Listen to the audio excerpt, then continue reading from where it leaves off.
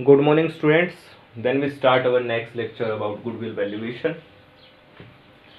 पिछले लेक्चर में हमने जो स्टडी किया था बेटा, वो क्या स्टडी किया था? पिछले लेक्चर में हमने स्टडी किया था गुडविल अकाउंट, और in this lecture what we study about goodwill valuation. Okay, तो सबसे पहले तो हम आपको ये टॉपिक जो है गुडविल वैल्यूएशन का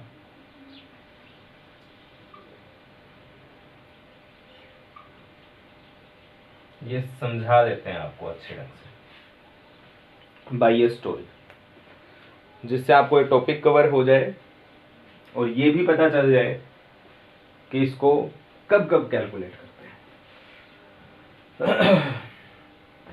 ध्यान से सुनना बेटा. यहाँ पे एक फर्म है, उसमें दो पार्टनर हैं A and B. We have two partners A and B, and here is also a firm in which we have also two partners X and Y. Okay, and here is the house of a person, his name is C. Okay, तो बेटा जो A और B firm है उसका yearly profit है 60,000 rupees, और जो X और Y फर्म है इसका ईयरली प्रॉफिट है 45,000 रुपीज. दोनों का बिजनेस सिमिलर है, दोनों ने कैपिटल सेम लगा रखी है, बाकी प्रॉफिट जो है ए और बी का 60,000 है और एक्स और वाई का 45,000 है. ओके, तो अब होता क्या है बेटा, ये एक पर्सन है सी. ओके, तो अब होता क्या है कि एक्स और वाई ये सोचते हैं कि हम हमारे बिजनेस को थोड़ा सा और बढ़ा लें. उन्होंने आपस में बातें की कि हम हमारे बिजनेस को थोड़ा सा और ग्रो कर लें. तो उन्होंने डिसाइड किया कि भैया अगर और ग्रो करेंगे तो और कैपिटल की जरूरत पड़ेगी, और कैपिटल की जरूरत पड़ेगी तो लाएंगे कहाँ से? इन्होंने डिस्कशन किया और फिर डिसाइड किया कि वो पैसे हम किससे लेके आएंगे? सी से लेके आएंगे. हम सी को अपने बिजनेस में क्या बना लेंगे? एक नया पार्टनर बना लेंगे, जिससे हमारे पास कैपिटल भी आ जाएगी और हमारा बिजनेस भी ग्रो कर जाएगा. ठीक है, तो एक्स और वाई जाते हैं बेटा सी के पास और क्या बोलते हैं? बोलते हैं कि सी भैया आप हमारी फर्म में पार्टनर बन जाओ. सी बोलता है नहीं, मैं आपकी फर्म में पार्टनर नहीं बनूंगा. क्यों नहीं बनूंगा? बोलता है आपकी फर्म कमा रही है 45,000 रुपीज प्रॉफिट और ए और बी की फर्म कमा रही है 60,000 प्रॉफिट. अगर मुझे पार्टनरशिप करनी ही होगी तो मैं किसके साथ करूंगा? ए और बी के साथ करूंगा, ना कि आपके साथ करूंगा. ठीक है, वो बोलता है कि ठीक है, अब आप आए हो, चाय वगैरह पानी वगैरह पीना है तो पियो, बाकी मैं आपके साथ पार्टनरशिप नहीं कर सकता. अगर मुझे पार्टनरशिप करनी होगी तो मैं किसके साथ करूंगा बेटा? ए और बी के साथ. क्यों करूंगा? क्योंकि ए और बी का प्रॉफिट ज्यादा है और एक्स और वाई का प्रॉफिट क्या है? कम है. ओके, तो ये सुन के एक्स और वाई वापस चले जाते हैं और सी की वाइफ वहां आ जाती है. That is the wife of सी.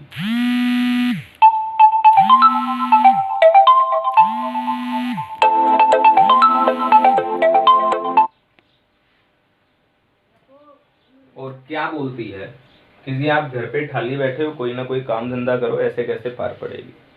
उसने कहा करेंगे कि हम ए और बी के साथ पार्टनरशिप करेंगे. तो अगले दिन होता क्या है कि जो मिस्टर सी है वो जाते हैं किसके पास? ए और बी के पास, और जाके बोलते क्या हैं कि भैया ए और भैया बी आप मुझे अपनी फर्म में क्या बना लो?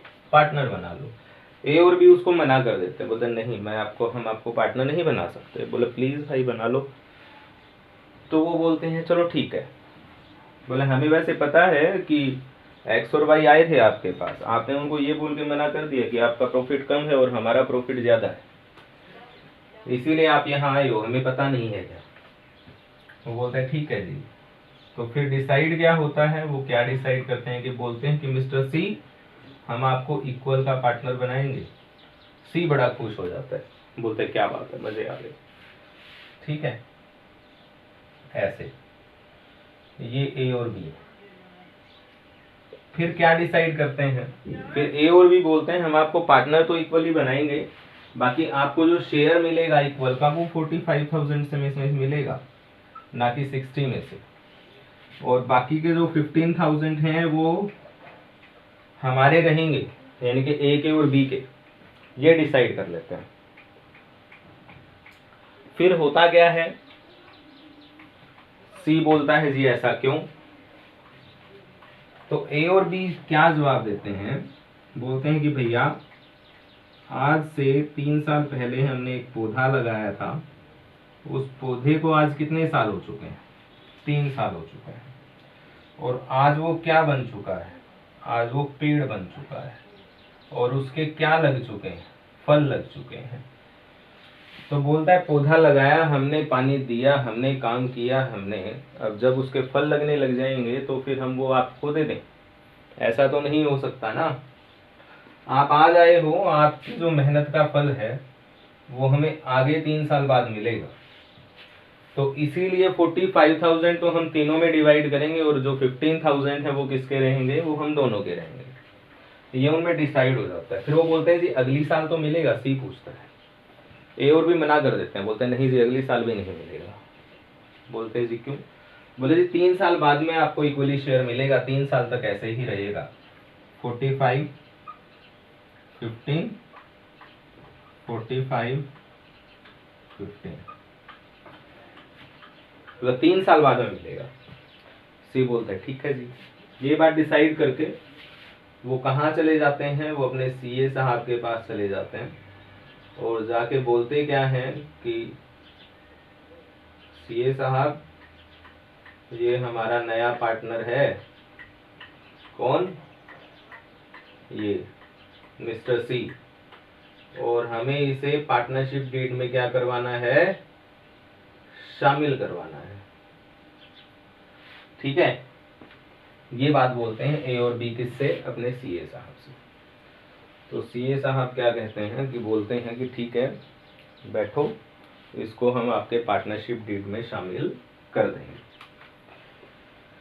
फिर वो अपनी बात बताते हैं कि जी ऐसा है कि पहले आप हमारी बात सुन लीजिए कि 45,000 प्रॉफिट इक्वली बटेगा, और 15,000 जो प्रॉफिट है वो हम दोनों का रहेगा। बोलते हैं नेक्स्ट 45 भी ऐसे ही रहेगा जी, और 15 ऐसे रहेगा। बोले जी ये 3 साल तक चलेगा। सीए साहब सुनते हैं, उनका दिमाग खराब हो जाता है। फिर वो क्या बोलते हैं, बोलते हैं आप लोग पागल हो क्या, ऐसा नहीं हो सकता। आप तीनों को पार्टनरशिप डीड में शामिल कर देंगे, बाकी आप पार्टनर रहेंगे इक्वली, ये 45-15 का कोई चक्कर नहीं रहेगा। ये उनमें डिसाइड हो जाता है। तो ये सुनते ही रिजल्ट क्या आता है बेटा, सी जो है वो तो नाचने लग जाता है, और ए और बी जो है वो रोने लग जाते हैं। ठीक है, और फिर होता क्या है, सी चला जाता है मिठाई का डब्बा लेने। बोलते हैं ऐसे पागल सी लाइफ में पहली बार देखे, उसके लिए मिठाई का डब्बा तो बनता ही है, वो मिठाई का डब्बा लेने चला जाता है, और ए और बी बाहर बैठ के रोने लग जाते हैं। और फिर क्या डिसाइड होता है, फिर डिसाइड होता है कि सीए साहब बुलाते हैं ए को, बोलते हैं हाँ भाई क्यों रो रहे तुम। बोलते हैं जी आपने तो बहुत गलत कर दिया हमारे साथ, हमने इतनी मेहनत की, इतना काम किया, और आपने हमारे साथ ये कर दिया। बोला कोई बात नहीं यार, एक टेंशन मत ले, तू चाय पी, पानी पी, आराम से तेरी प्रॉब्लम का समाधान करेंगे। इतने में बाहर बी बैठा होता है कान लगा कर, वो कहता है जी मेरी भी प्रॉब्लम का समाधान करना। बोलता है ठीक है भाई तू भी आ जा, तेरा भी समाधान करे, मतलब प्रॉब्लम क्या है। ये बोलते हैं जी आपने हमारा नुकसान करवा दिया। बोला अच्छा वो कैसे, बोला जी आपने क्या किया, हमारा 60,000 का प्रॉफिट है और वो इक्वली डिवाइड करवा दिया, 20 20 20। नेक्स्ट ईयर भी आपने हमारा ऐसे ही करवा दिया, जो हमारा प्रॉफिट है वो आपने इक्वली डिवाइड करवा दिया, और नेक्स्ट ईयर भी आपने हमारा प्रॉफिट ऐसे ही डिवाइड करवा दिया। बोले जी आपने तो हमारा नुकसान करवा दिया। फिर वो बोलते हैं कि भैया ए और बी आप हमें एक बात बताइए, इस बात की क्या गारंटी है कि अगली साल प्रॉफिट आपका 60,000 ही होगा। अगर उससे कम हो गया तो क्या रिजल्ट आएगा? तो आप तो कहोगे कि जी अब की बार 45,000 तो 45,000 से भी कम आ गया, मान लो 30,000 आ गया, तो आप तो कहोगे कि ये हमारा फल है, और वो क्या कहेगा? तो वो या ना, अब की बार फल नहीं लगे, सारा प्रॉफिट इक्वली डिवाइड करो। और अगर बाई द वे आपका प्रॉफिट 60 से अबोव हो जाता है, 90,000 हो जाता है, उसमें भी लड़ाई होगी। आप तो कहोगे कि 45,000 इक्वली डिवाइड कर लो और बाकी बच गए वो हम दोनों के। और वो क्या कहेगा? वो कहेगा जी फल तो आपके 15,000 के हैं, उससे ऊपर जितना भी है वो सारा इक्वली डिवाइड कर। तो भी क्या होगा? लड़ाई होगी, क्योंकि सर्टेनिटी नहीं है कि प्रॉफिट जो होगा आपका इन फ्यूचर 60 ही होगा। वो 60 का 50 भी हो सकता है और 60 का 70 भी हो सकता है। बोले जी ये बात तो सही कह रहे हो। बोला हाँ, ये बताइए कि आपको नुकसान कितने का हुआ है, उसका हम समाधान कर देंगे। तो 3 पार्टनर थे। बोला जी पहले क्या मिल रहा था? 15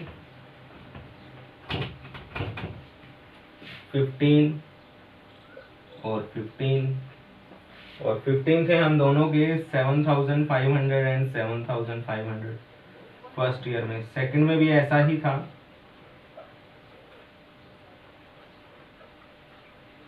और लास्ट ईयर में भी ऐसा ही था। 3 साल तक ऐसा चला था। बोले ठीक। तो बोले पहले आपको कितने रुपए मिल रहे थे वो बताओ ना? 45, 60, 67,500 मिल रहे थे। बोले अभी तेरे को रे? बोले जी मेरे को भी इतने ही मिल रहे थे। और सी को मिल रहे थे जी 45। ठीक। अब आप दोनों को कितने मिल रहे हैं? बोले जी मेरे को तो 60 मिल रहे हैं। बोला ठीक, भी तेरे को रे? बोले जी मेरे को भी 60 मिल रहे हैं और सी को 60 ही मिल रहे हैं। बोला अच्छा। बोले ठीक है, कोई बात नहीं। बोला ए तेरे को कितने नुकसान हुआ रे? बोले जी मेरे को नुकसान हुआ 7,500 का। बोले अभी तेरे को रे? बोले जी मेरे को भी 7,500 का नुकसान हुआ। तो सी को कितने का फायदा हुआ? 60 माइनस 45, 15,000 का फायदा हुआ। बोले ठीक है, आप टेंशन मत लो, आपका जो लॉस हुआ है उसकी हम भरपाई करवा देंगे। इतने में सी आ जाता है मिठाई का डब्बा लेकर के। तो सीए साहब का क्या कहना होता है? बोले डब्बा तो यहाँ रख दे और घर जा, अपने घर से 15,000 रुपये लेके आ। बोले जी क्यों? बोला 15,000 ला, 7.5 तो तू दे दे ए को और 7.5 दे दे बी को। बोले जी कारण? बोला देख, पहले तेरे को 45 मिल रहे थे। बोला हाँ जी। और अब तेरे को 60 मिल रहे हैं। बोला हाँ जी। बोला तेरे को 15 फालतू मिल रहे हैं। बोला हाँ जी। बोला ए को 7,500 कम मिल रहे हैं और बी को 7,500 कम मिल रहे हैं। तो बोला जितना इनको नुकसान हुआ है उतने पैसे तू तेरे घर से लाके इन दोनों को दे दे। 7,500 ए को दे दे, 7,500 बी को दे दे। ठीक है। तो बेटा ये 7,500 और 7,500 ए और बी ने क्या किए हैं? सेक्रीफाइस किए हैं। और सी को इतने का क्या हुआ है? फायदा हुआ है, that is gain. Okay.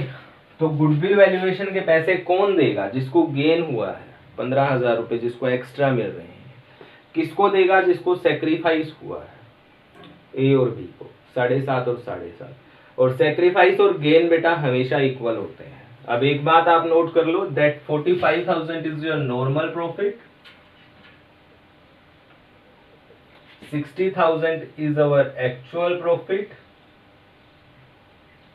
that is 3 years is your number of year purchase, okay? और ये जो डिवाइड होने वाला है वो सेक्रीफाइस और गेनिंग रेशियो में डिवाइड होने वाला है। ठीक है, तो समझ में आ ही गया होगा गुडविल वैल्यूएशन जो है किस रेशियो में डिवाइड होती है? सेक्रीफाइस और गेनिंग रेशियो में डिवाइड होती है। और सेक्रीफाइस और गेनिंग रेशियो में क्यों डिवाइड होती है? क्योंकि जिस पर्सन को गेन हो रहा है उसको उतना प्रॉफिट एक्स्ट्रा मिल रहा है, तो जिसने सेक्रीफाइस किया है उसको लॉस हो रहा है। तो दोनों को उनको इक्विलिब्रियम कंडीशन पे लाने के लिए कि जिस कंडीशन में वो पहले थे वो उसी कंडीशन में रहें। भाई पहले ए को 67,500 मिल रहे थे तो इतने ही मिलने चाहिए, बी को 67,500 मिल रहे थे तो इतने ही मिलने चाहिए, और सी को 45 ही मिलने चाहिए। तो इनको इनकी ओरिजिनल कंडीशन में लाने के लिए हम क्या करते हैं? गुडविल वैल्यूएशन करते हैं और इसको सेक्रीफाइस और गेनिंग रेशियो में डिवाइड कर देते हैं। जो प्रॉफिट हम कमा रहे हैं वो हमारा एक्चुअल प्रॉफिट होता है, जो अदर फर्म्स कमा रही हैं that is our normal profit, और जो मेहनत हमने की है उसका फल आपको कितने साल बाद मिल रहा है, that is your number of year purchase. And goodwill valuation is to be divide in sacrifice and gaining ratio. Then that's is your starting topic of goodwill valuation, that is the story on which your topic of goodwill valuation is depend। okay, आपका जो goodwill valuation का complete topic है बेटा वो इस story से कुछ कुछ आपके समझ में आ जाएगा। उसके बाद में जब हम इसकी प्रैक्टिस करेंगे तो ये और भी अच्छे ढंग से आ जाएगा। यहाँ पर आपको क्या मिला कि गुडविल वैल्यूएशन करते क्यों है और इसको किस रेशियो में डिवाइड करते हैं, नॉर्मल प्रॉफिट क्या होता है, एक्चुअल प्रॉफिट क्या होता है और नंबर ऑफ ईयर परचेज क्या होते हैं। ओके ओके बेटा।